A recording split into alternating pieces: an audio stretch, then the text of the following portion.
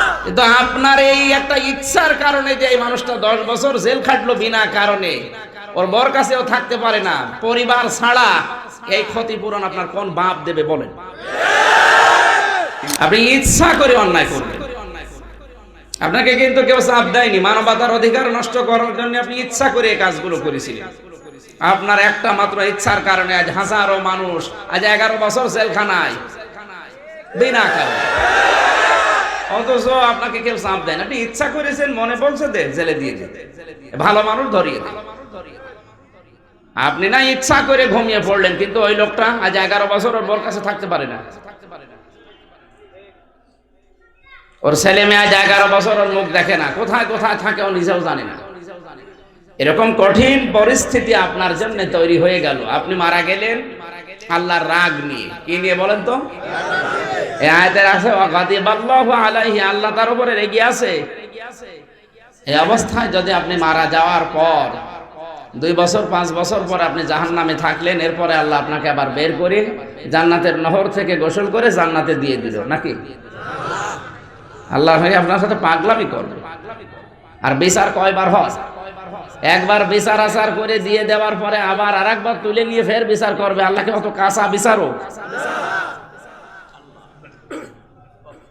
আল্লাহ যে বিচার আর করবে না তার প্রমাণ সূরা আজ-জুমারের 19 নম্বর আয়াত। যারা চিন্তাশীল একটু ভাবেন তো, ওই মানধাত আমলের চিন্তা নিয়ে থাকলে হবে না। আফামান হাক্কা আলাইহি কালিমাতুল আযাব আফা আনতা তুনকিযু মান ফিন্নার। হে নবী, আমি বিচার করে ফয়সালা করে যাকে জাহান্নামে দিয়ে দিয়েছি, যার উপরে অবধারিত করে দিয়েছে জাহান্নাম, আপনি কি পারবেন তাকে জাহান্নাম থেকে বের করে নিয়ে আসতে? কে বলছে? কাকে বলছে? নবীকে যদি বলে যে আমির হামজার কোনো খবর আছে? আপনারা কি ভুয়া তুলে দিয়েছে যে আমির হামজা হাফেজ 10 জন মানুষ নিয়ে যেতে পারবে জাহান্নামে যদি যায়। আল্লাহকে আপনার সাথে ফাজলামি করবে না যে একবার দেওয়ার পরে ফয়সালা হয়ে গেল, আবার 5 বছর পরে বের করবে, তো বিচার একবার করে দিলেই হতো। এখন যদি বলেন না ওরে শাস্তি দেওয়া লাগবে, তো শাস্তি দেওয়ার কি জায়গা নেই? মরণের সময় শাস্তি আছে, কবরের শাস্তি আছে, হাসরের মাঠে শাস্তি আছে, মিজানের পাল্লার কাছে শাস্তি আছে, পুলসিরাতের ঘাটে শাস্তি আছে। এত শাস্তি দিয়ে হচ্ছে না। আর আমার প্রশ্ন এটা না, আপনাকে আল্লাহ জাহান্নাম থেকে বের করে দিল না এটা আমার দেখার দরকার নেই। দিলেও কি আর না দিলে কি? আপনাকে দিলেও আমার কোনো লাভ নেই, বের করে না দিলেও আমার কোনো ক্ষতি নেই। আছে? বলেন বলেন। কিন্তু আপনার এই একটা ইচ্ছার কারণে যে এই মানুষটা 10 বছর জেল খাটলো বিনা কারণে, ওর বর কাছেও থাকতে পারে না, পরিবার ছাড়া, এই ক্ষতিপূরণ আপনার কোন বাপ দেবে বলেন? এতটুকু বোঝ মাথার ভেতরে আসে না। কিসের মাথা নিয়ে থাকেন আপনি? আপনার মাথা মানুষের না গরু? গরুর মাথা। না, যারা বলছেন না অসুবিধা নেই, মান ক্বালা লা ইলাহা ইল্লাল্লাহ ফাদাখালাল জান্নাহ, যে ব্যক্তি লা ইলাহা ইল্লাল্লাহ পড়েছে আল্লাহ তাকে জান্নাতে দেবেই দেবে। তো অবশ্যই, কিন্তু ফা কেন? ফা কি ফাও দিয়েছে? ফার ব্যাখ্যা হচ্ছে ইউহাজিরা মা হারামাল্লাহ, যে ব্যক্তি কালেমা পড়ে আর কালেমার হালাল জিনিসগুলো হালাল বলে আঁকড়িয়ে ধরে আর হারাম বিষয়গুলো হারাম জানার পরে ছেড়ে দেয়, এই লোকটাই জান্নাত পাবে। আপনি কালেমাও পড়ছেন, কালামের হালাল হারাম কিছু বাছাবাছি নেই, বাবা শাহজালাল সব হালাল। আপনারে আল্লাহ দেওয়ার পরে 2 বছর 5 বছর 7 বছর পরে বের করে দেবে, তো বিচার করার দরকার কি? কথা কি তাহেরি হুজুরের মতো ক্লিয়ার না ভেজাল আছে? এবার আমি একটা করে বলছি, এগুলো যদি পারেন লিখে নেন, চিন্তা করেন। আমার ছোট মাথা তো চিন্তা ভাবনা ভুল হতে পারে, ভাইয়ের মাথা মোটা আছে। এরকম মোটা মাথা হলে আমি আরো চিন্তা করতাম। আমার ছোট মাথা হয়তো ভুল হতে পারে। যাদের মাথা মোটা আছে তাদেরকে বলছি, সূরা বাকারা 85 নম্বর আয়াত, এরপরে সূরা আলে ইমরান 23 নম্বর আয়াত, এরপরে সূরা মায়েদা 37 নম্বর আয়াত। লিখে নেন, এগুলো লিখে বাড়ি যেয়ে মিলাবেন। আমার সময় যেহেতু খুব কম, আমি খালি থিওরিগুলো বলছি। এরপরে সূরা সেজদা, এইটাই আসল আয়াত, সূরা সেজদার 20 নম্বর আয়াত। এরপরে সূরা জুমারের যে 19 নম্বর আয়াত বললাম, সূরা মায়েদার 106 নম্বর আয়াত, সূরা নাহালের 106 নম্বর আয়াত। এই আয়াতগুলো দ্বারা প্রমাণ হয় যে জাহান্নামে দেওয়ার পরে আল্লাহ 2 বছর 5 বছর 7 বছর 100 বছর পরে বের করে দেবে, তাহলে এই আয়াতগুলো কোরআনে রাখার দরকার নেই। হ্যাঁ, আমি বলছি আপনি যদি অন্যায় করার পরে তওবা করেন, অনুশোচনা করেন, অনুতপ্ত হন, জীবনে আমি আর এরকম করব না, ফিরে আসলাম, তাহলে আপনাকে জাহান্নামে আল্লাহ দেওয়ার দরকার নেই। আপনি ইচ্ছা করে কোরআনের একেবারে কমপ্লিট অনুষ্ঠান বন্ধ করে দিচ্ছেন। এদেশে এরকম অবস্থান নেই? গতকাল আমার যেখানে অনুষ্ঠান ছিল কিশোরগঞ্জে, একেবারে সব কমপ্লিট, খালি যেয়ে উঠবো বন্ধ করে দিল। এই যে লক্ষাধিক মানুষ এসেছিল, আপনি একটা ধোয়া তুলে বন্ধ করে দিলেন। আপনাকে কেউ কিছু কিন্তু বলে নাই, আপনার ইচ্ছা লেগেছে বন্ধ করে দিলেন। মনে করছেন এই দেশ আপনার বাবার দেশ, মগের মূল্য পেয়েছেন, যা ভালো লাগছে আপনি তাই করছেন। এটা যদি আমির হামজার উপরে রাগ হতো তাহলে মেনে নিতাম। এই রাগ তো আপনার সরাসরি কোরআনের উপরে, কারণ আমির হামজা তো কথা বলে কোরআন দিয়ে। আপনি কোরআনের উপরে রাগ করে এই কাজটা করে আপনার কোনো অনুশোচনা নেই, আপনি অনুতপ্ত হবেন তাও না, আপনার আরো বৃদ্ধি বাড়ে, যে বন্ধ করেছে আরো সামনে করব, এই কথা বলছে। ও যদি ওই অবস্থায় মারা যায়, ওর উপরে রেগে আছে কে বলেন তো? কারণ আমার মুখের কথা যেমন আমার কাছে দামি, কোরআনের কথা আল্লাহর কাছে ওই রকম দামি। কারণ কোরআনের কথাটা কার মুখে? আল্লাহর জবান দিয়ে কোরআন শরীফ বের হয়েছে। সুবহানাল্লাহ বলতে পারেন না? আর যাই করেন অন্তত এইটাই বাধা দেবেন না। আজ ক্ষমতাসীন দলের নাম নিয়ে যারা আওয়ামী লীগ করে, এই নাম নিয়ে বন্ধ করে দিচ্ছেন, এটা ভুয়া। কিসের আওয়ামী লীগ? আপনি তো সুবিধা লীগ। এটা নতুন দল বের হলো বাংলাদেশ, সুবিধা লীগ। কত লীগই তো দেশে চলছে, এটা হয়ে যাচ্ছে। এর নিচে আর একটা নাম আছে, অবৈধ লীগ। এটা একটু শুনতে খারাপ শোনা যায়, এই জন্য আমি সুবিধা লীগ বললাম। আওয়ামী লীগের নাম নিয়ে কাজগুলো করে দলটাকে আপনি কলঙ্কিত করেন না। আওয়ামী লীগ তো আমার বংশ, সব 14 বংশ আওয়ামী লীগ করে। চাচা বললাম এখনো পর্যন্ত চেয়ারম্যান হয়েই আছে। হে আল্লাহ বানিয়েছে। কে বানিয়েছে? বলছে আল্লাহ বানিয়েছে।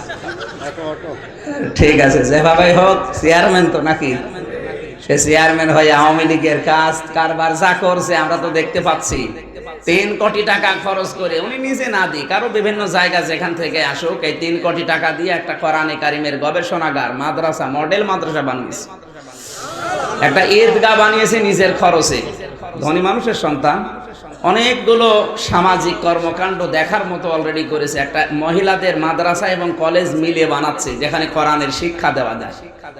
আপনি আওয়ামী লীগ যদি করেন তো এইরকম কাজগুলো করেন, কারণ আওয়ামী লীগের আসল যিনি বঙ্গবন্ধু, উনি তো ইসলামের প্রচার হয় কিভাবে সেই কাজগুলো দুনিয়ায় করেছিল।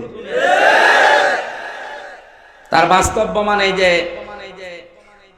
কাকরাইলের যে মসজিদটা, এই মসজিদের জায়গা উনি দিয়েছে, যেহেতু ক্ষমতায় ছিল ওইভাবে।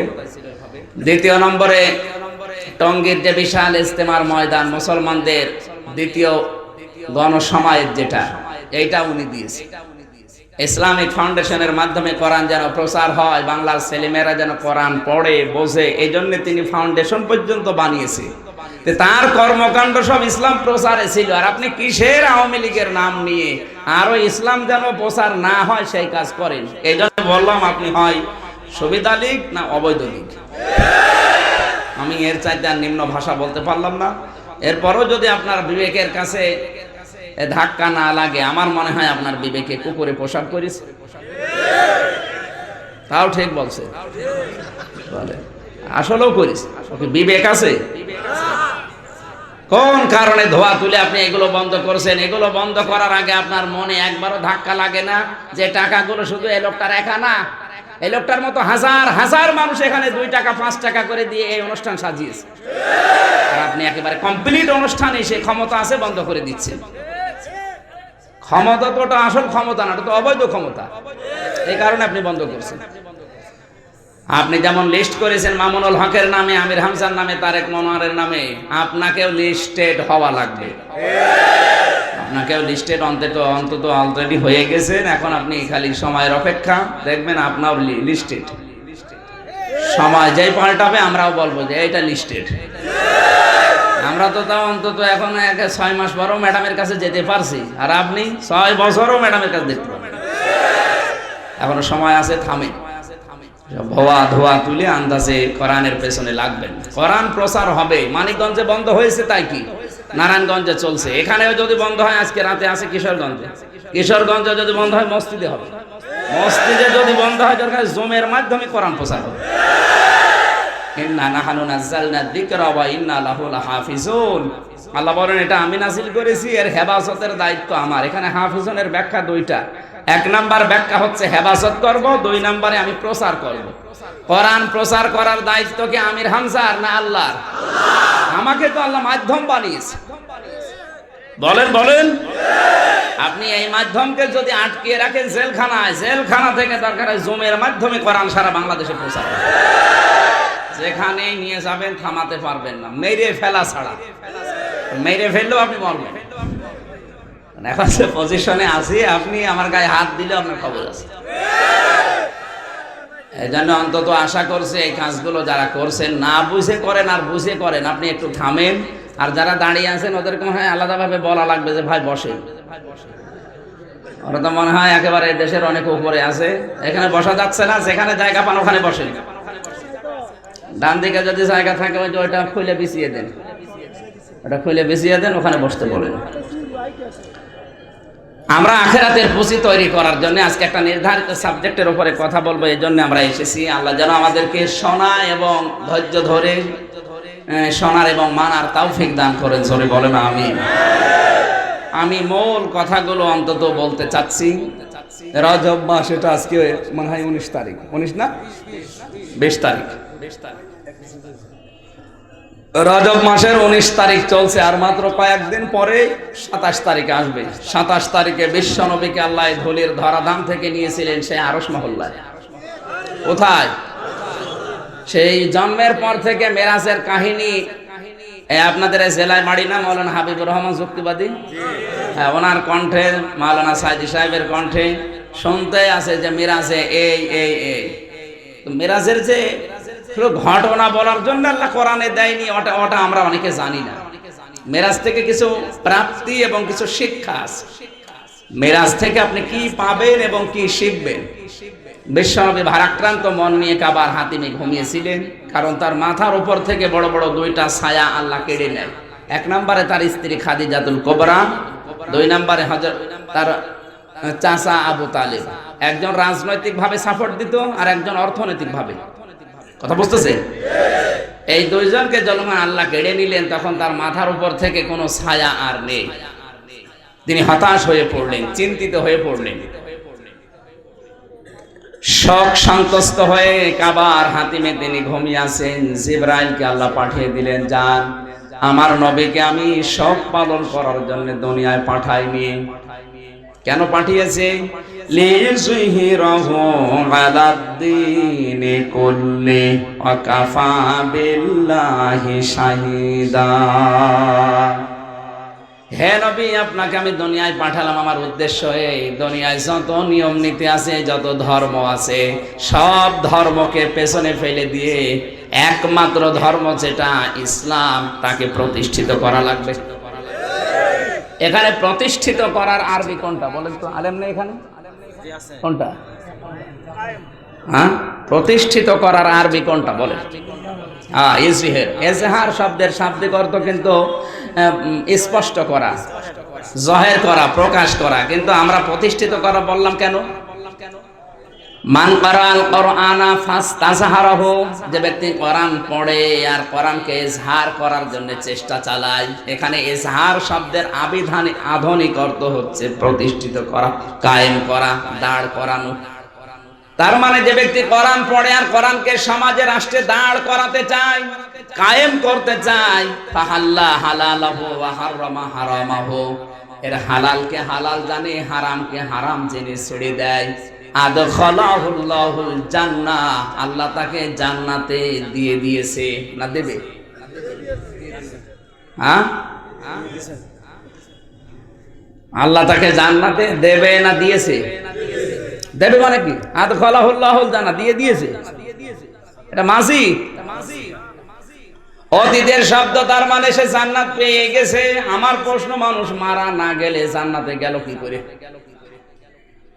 আল্লাহর নবী বোঝাতে চেয়েছেন আমার কোন উম্মত যদি উপরে বর্ণিত এই কথাগুলো সত্যি মানতে পারে সে যেন জান্নাতে চলে অলরেডি গেছে।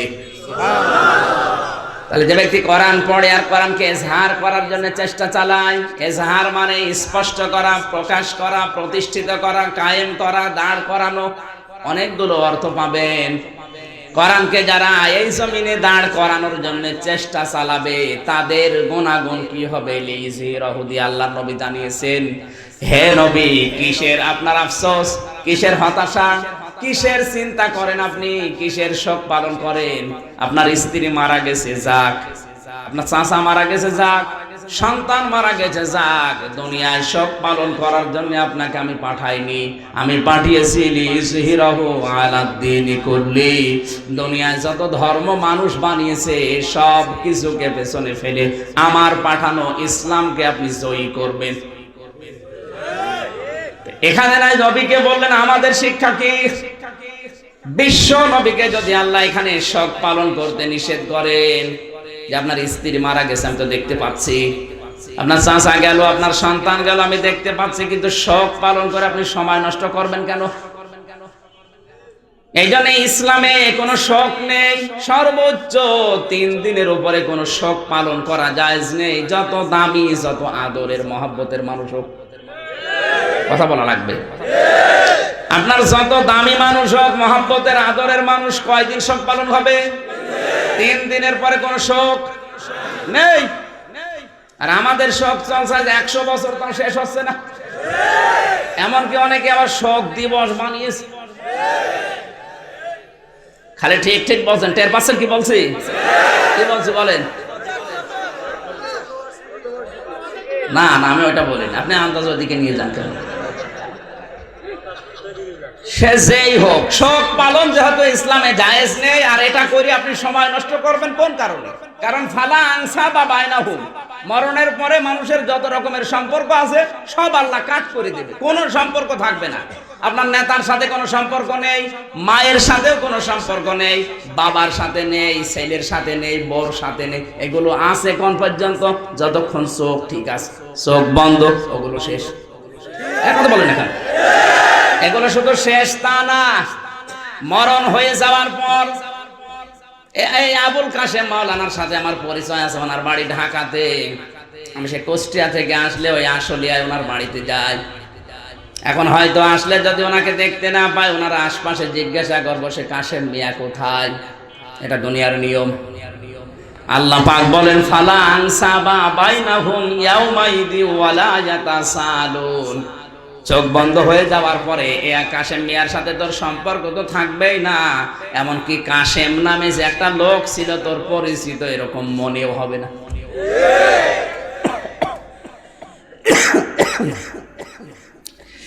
এত ভালোবাসার, এত মহব্বতের, চোখ বন্ধ হলে যদি কাশেম বলে একজন ছিল দুনিয়ায় ওনার কথাই মনে না থাকে, আপনি কিসের কারণে, কার জন্যে, কি শোক পালন করে সময় নষ্ট করছেন আমার তো বুঝে আসে না। একটা মেয়ে লোকের জন্য সবচাইতে নিকটবর্তী থাকে তার স্বামী, বাবা অত কাছে থাকতে পারে না। কথা বলছে না কেন? সবচাইতে একটা মেয়ে লোকের নিকটে থাকে কে? বলেন বলেন। এই স্বামীও যদি মারা যায়, একটা মেয়ে লোক সর্বোচ্চ শোক পালন করবে 3 দিন। আর আমাদের 100, 150, 200 বছরও শোক শেষ হয় না, আবার শোক দিবস বানিয়েছেন। আমি আর নিচে নামলাম না। কিসের আপনি রজব মাস পাইয়ে পালন করছেন আমি তো বুঝতে পারলাম না। রজব যদি পালন করতে চান এইভাবে করেন। আল্লাহর নবীকে আল্লাহ এই রজব মাসে জানিয়েছিলেন কিসের শোক আপনার। আসেন আপনাকে আমি আমার আমার নিদর্শনগুলো দেখাবো। পরিবার, সমাজ, রাষ্ট্র চালাতে কি কি গুণাগুণ লাগে, কি কি কোয়ালিটি লাগে, আপনাকে আমি হাতে কলমে শেখাবো। 27 বছর একাধারে নবীকে আল্লাহ 14টা কোয়ালিটি শিখিয়েছিলেন। কয়টা? এই সে রজব মাস। এই জন্য ইসলাম যারা কায়েম করতে চায়, ভালো করে খেয়াল করেন, ইসলাম যারা কায়েম করতে চায়, যারা ইজহার করতে চায়, যারা প্রতিষ্ঠিত করতে চায়, তাদেরও জীবনে কোনো শোক নেই, কোনো হতাশা নেই। মারা যাবে ছেলে, যাক, ওরকম ছেলে আরো হবে। বউ মারা যাবে, যাক, আরো বিয়ে করব। এবার কি হাসা হাসছে, কি হাসছে, বিয়ের কথা শুনলে মানুষের কান দে, আরে হাসে। টের পাচ্ছেন আপনি বিয়ে কি? বিয়ে করেনি তাই টের পাচ্ছেন। বাবা মারা যাচ্ছে, যাক, বাবা আর একটা সে যেই মারা যায় অসুবিধা নেই, ওটা আসবে যাবে, এটাই দুনিয়ার নিয়ম। কিন্তু ওই নিয়ে শোক পালন করে হতাশাগ্রস্ত হয়ে চিন্তিত হয়ে সময় নষ্ট করা, এ সময় আমার হাতে নেই। কারণ আমি তো ইসলাম দুনিয়ায় জাহির করতে চাই, প্রতিষ্ঠিত করতে চাই। এটা কিন্তু সবার জন্য না। সবার জন্য? কাদের জন্য? না না, সবাই তো এই যোগ্যতায় আসবে না।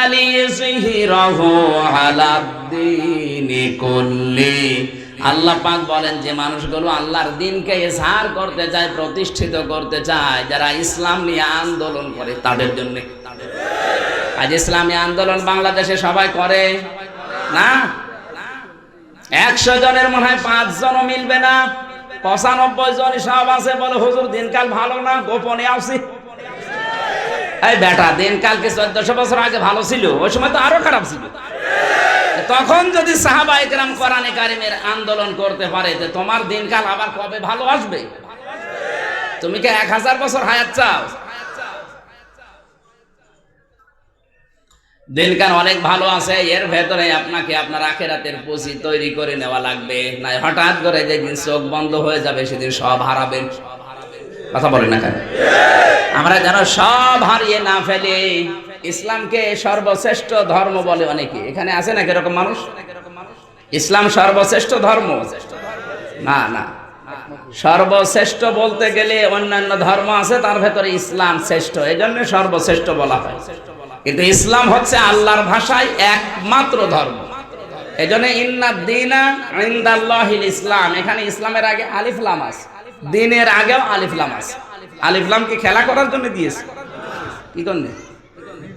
নির্দিষ্ট করার জন্য। পৃথিবীতে একটাই ধর্ম আল্লাহর দৃষ্টিতে। কার দৃষ্টি? আরো জোরে বলুন না, আমির হামজা। আল্লাহর দৃষ্টিতে একটাই ধর্ম, তার নাম ইসলাম। পৃথিবীতে আর কোনো ধর্ম নেই। 4500 ধর্ম চলছে এখন, ওগুলো সব আল্লাহর দৃষ্টিতে ভুয়া, বানানো। সব কি? একমাত্র ধর্ম, শুধুমাত্র ধর্ম, কেবলমাত্র ধর্ম, তার নাম কি? ইসলাম। এই জন্য আমাদের সৌভাগ্য যে আমরা আল্লাহর এই ধর্মে অন্তত মানি আর নামে দীক্ষিত আছি। খুশি হয়ে বলেন আলহামদুলিল্লাহ। তাহলে ইসলাম কি সর্বশ্রেষ্ঠ ধর্ম না একমাত্র ধর্ম? একমাত্র ধর্ম। দুনিয়ায় অন্য কোন ধর্ম মেনে আপনি আল্লাহকে রাজি করতে পারবেন না। ফালা ইউকবালা মিন, জীবনের কোনো কিছু কবুল হবে না শুধুমাত্র ইসলাম বাদ দিয়ে। আল্লাহ আমাদেরকে সেই ইসলামে অন্তত যেহেতু দাখিল করেছেন, দীক্ষিত করলেন, এই জন্য আমরা অন্তত খুশি, নাকি? মানি না মানি সেটা পরে হিসাব নিকাশ করা যাবে।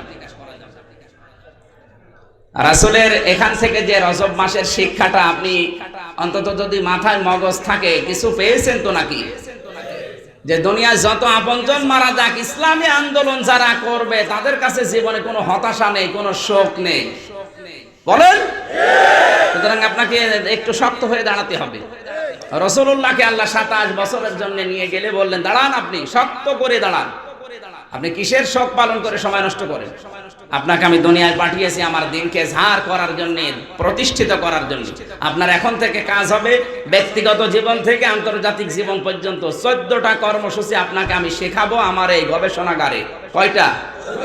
সূরা বানী ইসরাঈলের 23 থেকে 38, এই 16টা আয়াতের ভেতরে 14টা কর্মসূচি আল্লাহ তাকে শিখিয়েছেন।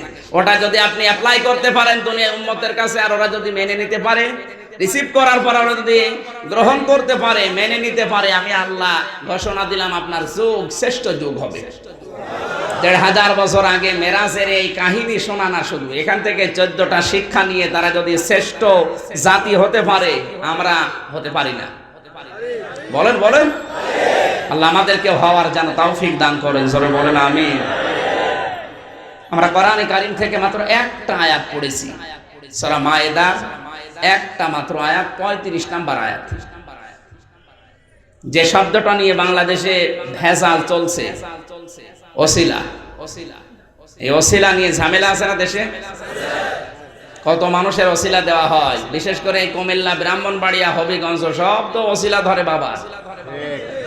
ওসিলা আসলে কি, কার ওসিলা ধরবেন এটা আল্লাহ কোরআনে দিয়েছেন। আমরা কোরআন থেকে জেনে আজকে যেতে চাই ইনশাআল্লাহ। আমি কাউকে ছোট করার জন্য, খাটো করার জন্য, নষ্ট করার জন্য না, আমি সঠিকটা বলছি, আপনি শুধু মিলিয়ে নেবেন। সূরা মায়েদা কি বলেন তো? মায়েদা শব্দের শাব্দিক অর্থ হচ্ছে খাদ্য ভর্তি টেবিল। খাদ্য ভর্তি টেবিলে সাজানো খাবার আছে, ওটার আরবি নাম হচ্ছে মায়েদা। দ্বিতীয় নম্বর, মায়েদা মানে দস্তরখানা। মায়েদা মানে দস্তরখানার নামে সূরা দিলেন কেন? দস্তরখানার কিছু গুণাগুণ আছে। এখানে যারা খাবার খান, দস্তরখানা বিছিয়ে খান তো চেষ্টা করেন। এটা যদিও মরে গেছে বাংলাদেশ থেকে, এটা কিন্তু অনেক দামি সুন্নাত। নবীজি বলেন, যারা দস্তরখানা বিছিয়ে খাবার খেতে গিয়ে, দস্তরখানা একেবারে বানিয়ে নেওয়া লাগবে না, একটা গামছা বিছিয়ে নেন, একটা ওড়না বিছিয়ে নেন, যে কোনো একটা কাগজ বিছিয়ে নিলেও হবে।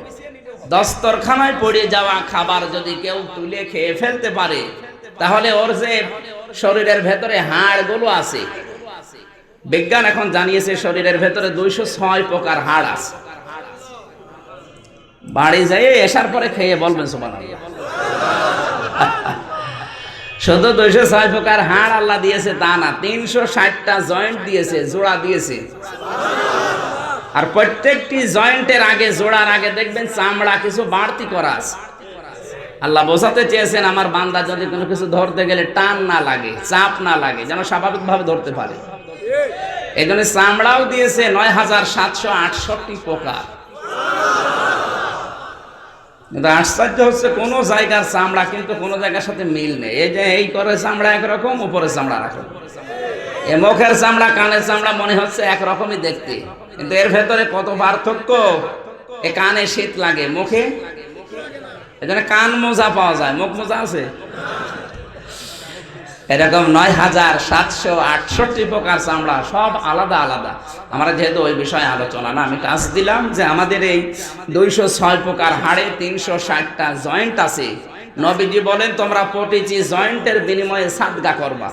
সাহাবীরা বললেন, হে রাসূল, আমরা সাদকা করবো, টাকা পাবো কোথায়?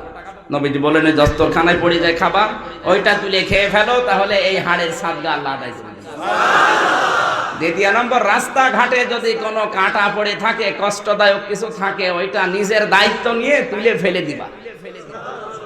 আজ রাস্তার কাঁটা পরিষ্কার করা মানুষ বেশি না রাস্তায় কাঁটা দেওয়া মানুষ বেশি? রাস্তার কাঁটা মানে এই নারায়ণগঞ্জের রাস্তা না, ইসলামের রাস্তা। আজ ইসলামের রাস্তাগুলো পরিষ্কার করা মানুষ কম, আরো কাঁটা দেওয়া, বাধা দেওয়া মানুষ বেশি। বেটা তোরে এই হাড়ের সাদকা আদায় করবে কোন বাবা? সময় যাচ্ছে তাও কাছে লাগাবো, আরো কাঁটা দেয়, বাধা দেয়, আরো কেটে দেয় রাস্তা। ইসলামের রাস্তাগুলো আজ এগুলো যারা কাঁটা দিয়ে, বাধা দিয়ে, কেটে দিয়ে নিজেদের সাদকা গুলো নষ্ট করছেন, আপনি কিন্তু ধরা খাবেন মরণের পর। এরকম প্রায় 7টা কারণ আছে সূরা মায়েদার নামকরণে। আমরা ওদিকে যেতে চাচ্ছি না, সময় আমার তাড়াতাড়ি করবেন, 9টা পর্যন্ত। ঠিক আছে, নির্ধারিত সময় আছে। আমরা এই মাহফিলটা তো আর আপনারা নেননি, যাচ্ছিলাম জোর করে ধরে একটু খাবার দাবার খাওয়িয়ে পাগল করে ফেলেছি। খাবার খাওয়াবেন, মেহমান হিসেবে খাওয়ান, হুজুর ওয়াজ করেন, কি পেয়েছেন আপনি? যাচ্ছিলাম আমি কিশোরগঞ্জে, ওখানে যে রাত 9টায় উঠবো, আর ধরে বেঁধে বলছে যে করে। সূরা মায়েদার নামকরণ আপনারা সূরা তাফসীরে ফি জিলালিল কোরআন সাইয়্যিদ কুতুব যেটা লিখেছেন এটা দেখবেন, আরো 7টা কারণ পাবেন। আমরা সরাসরি তাফসীরে প্রবেশ করছি। জবান খুলে কোরআনের এই সোনালী আয়াতটা পড়েন। আজকের আলোচনার বিষয় ওসিলা। কি বললাম? ওসিলা। এটা নিয়ে ভেজাল চলছে সারা বাংলাদেশ না, সারা পৃথিবীতে। আমি প্রায় 35টা বিষয় কোরআন থেকে পেয়েছি, তাওবা, ওসিলা, জিকির, এরকম 35টা, যেগুলো নিয়ে বাংলাদেশে পুরা ভেজাল। এই ভেজাল যেন নিরসন করা যায়, সেই জন্য আমি এই আয়াতটা পড়লাম আজকে। আল্লাহ পাক বলেন, ওহে যারা ঈমানের দাবি করো তাদেরকে বলছি। তাহলে এখানে যারা ঈমানদার তাদের জন্য আজকের এই আয়াত, যাদের ঈমান নেই ওরা এই আয়াতের বাইরে। এখন আপনার ঈমান আছে কিনা এইটা আপনি আগে বলেন তো। যদি বলেন কিভাবে বলবো, আছে বললে হবে? সাহাবী বললেন, হে নবী, আমার যে ঈমান আছে আমি কিভাবে টের পাবো? নবীজি বললেন, ইদা সাররাতকা হাসানাতুকা ওয়া সাআতকা সাজ্জিয়াতুকা ফাআনতা মুমিন। যখন তোমাকে তোমার ভালো কাজগুলো আনন্দ দেবে, তোমার কাছে খুশি লাগবে, ভালো লাগবে, আর অন্যায় কাজগুলো তোমাকে কষ্ট দেবে, তোমাকে পীড়া দেবে, তখন বুঝবে তোমার ঈমান আছে। নারায়ণগঞ্জবাসী, বাংলাদেশে সবার কাছে কি ভালো কাজ ভালো লাগে? না। এমনকি অন্যায় কাজ সবার কাছে অন্যায় লাগে না, মনেও হয় না। অন্যায় কাজ অনেকে দেদারসে আনন্দে করে। তার মানে ভালো কাজ যাদের কাছে ভালো লাগে না, অন্যায় কাজ যাদের কাছে কষ্ট লাগে না, সে নামাজ পড়তে পারে, রোজা রাখতে পারে, দাড়ি রাখতে পারে, কিন্তু তার ঈমান নেই, ওটা বেঈমান। আমার মনে হয় বাংলাদেশে যদি এই হাদিস অনুযায়ী জরিপ চালানো হয়, যে এই দেশে ঈমানদারের সাথে বেঈমানি বেশি। এই নারায়ণগঞ্জ বাদ দিয়ে ভালো কাজ যাদের কাছে ভালো লাগে না, অন্যায় কাজ যাদের কাছে খারাপ লাগে না, কষ্ট লাগে না, সে নামাজ পড়তে পারে, রোজা রাখতে পারে, দাড়ি রাখতে পারে, জিকির করতে পারে, কিন্তু তার কি নেই? তাহলে এই আয়াত তো আপনার জন্য না। আপনার যদি ভালো কাজ ভালো লাগে, অন্যায় কাজ যদি খারাপ লাগে, তাহলে আপনার জন্য আয়াত। আপনাকে আল্লাহ ডাক দিয়েছেন, শোনো, ইত্তাকুল্লাহ, আমাকে ভয় করো। এখন ইত্তাকুল্লাহ কাকে বলে? কেউ যদি আল্লাহর ভয় অর্জন করতে চায়, তাকে কি কি করা লাগবে? কোরআন পড়ে তাকওয়ার আমি ব্যাখ্যা পেয়েছি, অথেন্টিক ব্যাখ্যা 6টা। কয়টা? আপনার ভেতরে যে তাকওয়া অর্জন হয়েছে, আপনি তাকওয়া পেয়েছেন, তার প্রমাণ হচ্ছে আল্লাহর নবী বলেন, তাকওয়া তো ওই লোকটার ভেতরে আছে যে লোকটা সত্যের সন্ধানী, সত্যকে সন্ধান করে বেড়ায়, সত্য অনুসন্ধান করে কোথায় সত্য পাওয়া যায়। 2 নম্বরে সত্য যদি পায় সেটা মেনে নেয়। সেটা বলেন বলেন, এই গুণটা আজ আমাদের ভেতরে নেই। সত্য জানার পরেও যারা মানে না, এই গুণ হচ্ছে ইহুদি আর খ্রিস্টানদের। এই জন্য প্রতিদিন আমরা 17 বার করে তাদের জন্য বরদোয়া করি, গায়রিল মাগদুবি আলাইহিম ওয়ালাদ-দাল্লিন। আল্লাহ, তাদের পথে তুমি আমাদেরকে দিও না যারা অভিশপ্ত এবং যারা তোমার লানত প্রাপ্ত, পথভ্রষ্ট। এখানে 2টা জাতির নাম আমরা আল্লাহকে শোনাই, একটা ইহুদি আর একটা খ্রিস্টান। বলেন বলেন, ইহুদি আর খ্রিস্টানরা আল্লাহর লানত পেয়েছে, আল্লাহর বরদোয়া পেয়েছে, আল্লাহর রাগের ভেতরে আছে। কেন? কারণ তারা সত্যকে সত্য জানার পরেও মানে না। ওদের তাওরাতে, ওদের ইনজিলে লেখা ছিল আমাদের নবী শেষ নবী, আমাদের নবী বিশ্ব নবী, কিন্তু জানার পরেও মানত না, হিংসা করে, অহংকার করে। আজও এখানে যারা আছেন সত্যের সন্ধানী, সত্য আপনি অনুসন্ধান করতে চান, এই জন্য এখানে এসেছেন কোরআনের অনুষ্ঠানে। আসার পরে আপনি দেখছেন আমির হামজার বাবার কথা বলছে না, যা বলছে দলিল দিয়ে, আরো বাবার কথা বলবেও না। আপনি জানেনও যে এটা সত্য কথা, এইটাই অথেন্টিক, কিন্তু সত্যকে সত্য জানার পরে অনেকে মানতে চায় না, হিংসা করে আর অহংকার করে। না, এ তো আমার বাবার মুরিদ না, এ মানি না। এ তো আমার দলের লোক না, এ মানি না। ওরা যদি সত্যকে সত্য জানার পরেও না মেনে ইহুদি হয়, খ্রিস্টান হয়, আল্লাহর লানত পায়, তে আপনি কি? আপনি তো জানার পরেও মানতে চাচ্ছেন না, আপনাকে হাতে কলমে দেখিয়ে দেওয়া হচ্ছে। এই জন্য মুত্তাকি মানুষগুলো আমরাই মনে করছি বিশাল জব্বা গায়ে দেবে, পাগড়ি মাথায় দেবে, হাতে একটা তসবিহ থাকবে, দুনিয়ার কোনো খেয়াল করবে না, যে যা করছে করুক, লা ইলাহা ইল্লাল্লাহ। এগুলো মুত্তাকি না। মুত্তাকি ওই লোকটা যে লোকটা সত্যের সন্ধানী, সত্য অনুসন্ধান করে বেড়ায়, আর সত্য যদি পেয়ে যায় ওটা গ্রহণ করে। শুধু গ্রহণ করে তা না, 3 নম্বরে ওই লোকটা সত্যের উপরে টিকে থাকার জন্য চেষ্টা চালায়। ইন্নাল্লাযীনা ক্বালু রাব্বুনাল্লাহ সুম্মা ইসতাকামু, যে লোকটা বলে আমাদের রব আল্লাহ, আর এই কথা বলার পরে যারা টিকে থাকে, তাতানাজ্জালু আলাইহিমুল মালায়েকা, আমি আল্লাহ নিজে তাদের উপরে বিপদে আপদে ফেরেশতা নাযিল করে সাহায্য করি। ফেরেশতারা এসে বলে, আল্লাহ তাখাফু ওয়া লা তাহজানু ওয়া আবশিরু বিল জান্নাতিল্লাতী কুনতুম তুআদুন। কোনো ভয় নেই, কোনো চিন্তা নেই, এমন জান্নাতে পৌঁছিয়ে দেব যে জান্নাতের ওয়াদা আল্লাহ তোমাদের সাথে দিয়েছেন। তাফসিরে মাযহারি তাফসিরে জালালাইন এই দুইটা তাফসিরে মুফাসসির লিখেছেন আল্লামা সানাউল্লাহ পানিপতি আর ওদিকে আল্লামা সৈয়ুতি।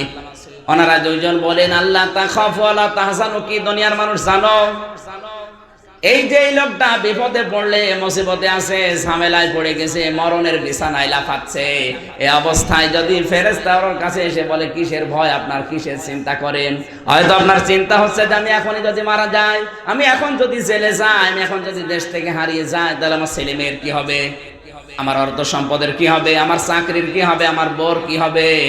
আল্লাহ পাক বলেন কোনো চিন্তা নেই, কোনো ভয় নেই, ফেরেশতাদেরকে অভয় দিলাম, তুমি যদি এখনই মারা যাও, তুমি যদি এখনই জেলে যাও, তুমি যদি ইসলামের জন্য দেশ ছাড়াও হও, তোমার ওই ছেলে মেয়ে, তোমার ওই স্ত্রী পুত্র, টাকা পয়সা, দলের লোক আল্লাহ নিজে দেখবে।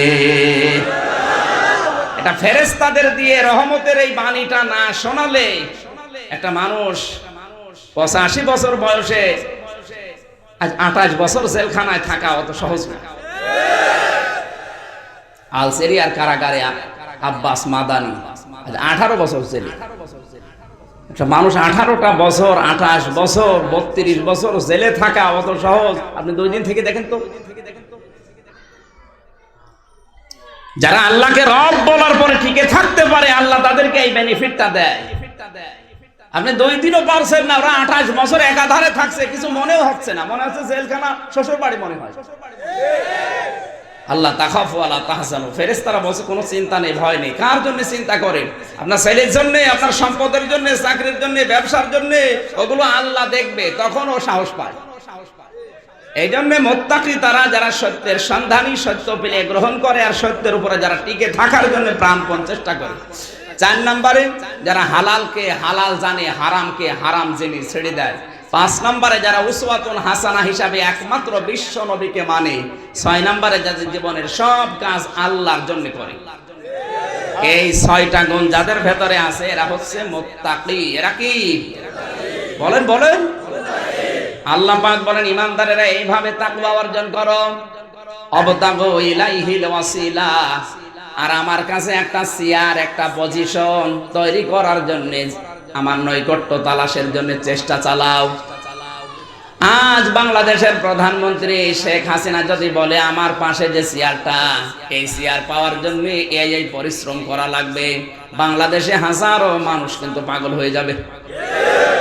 আমাদের কুষ্টিয়া জেলার যিনি এখন এমপি মাহবুবুল আলম হানিফ, উনি এখন যুগ্ম সম্পাদক বাংলাদেশ আওয়ামী লীগের সারা কেন্দ্রীয় কমিটির। উনি ওই পর্যায়ে এমনি চলে গেছে, বলেন না কেন? সারা জীবন দলের জন্য চেষ্টা, সাধনা, সংগ্রাম করছে, এমনকি প্রধানমন্ত্রীর আত্মীয় উনি। এই কারণে এই পর্যায় পর্যন্ত চলে গেছে। প্রধানমন্ত্রীর কাছে এখন ওনার যে চেয়ারটা, উনি বললে মন্ত্রী যা শুনবে, আমির হামজা বললে শুনবে? জীবনেও না। সুতরাং ওই জায়গায় ওনার ওই চেয়ার তৈরি করার জন্য কি কি করা লেগেছে আপনি নিজের থেকে বলেন। তাও তো এই চেয়ারের একটা নির্দিষ্ট লিমিট আছে, সময়সীমা আছে, 5 বছর। কথা বলেন না কেন? তাও দিনকাল যা পড়েছে, 5 বছর যাবে কিনা আল্লাহ ভালো জানে। তো এই চেয়ার পাওয়ার জন্য যদি সারাটা জীবন ব্যয় করা লাগে, এ পৃথিবীতে যত প্রধানমন্ত্রী, সবার উপরে প্রধানমন্ত্রীকে আলাইসাল্লাহু বিআহকামিল হাকিমিন, আমি কি সব চাইতে বড় বিচারক না? এখন ওনার কাছে যদি আপনার একটা পজিশন, একটা চেয়ার, একটা মর্যাদা তৈরি করতে হয়, কি করা লাগবে আপনি নিজের অন্তরকে জিজ্ঞাসা করেন। আল্লাহর কাছে পৌঁছাতে হবে, আল্লাহর কাছে একটা পজিশন তৈরি করতে হবে। ওয়াবতাগু ইলাইহিল ওয়াসিলা, এই ওসিলার ব্যাখ্যা নিয়ে আজ সারা পৃথিবীতে যে ভেজালটা শুরু করেছে, অনেককে ওসিলা বানিয়েছে।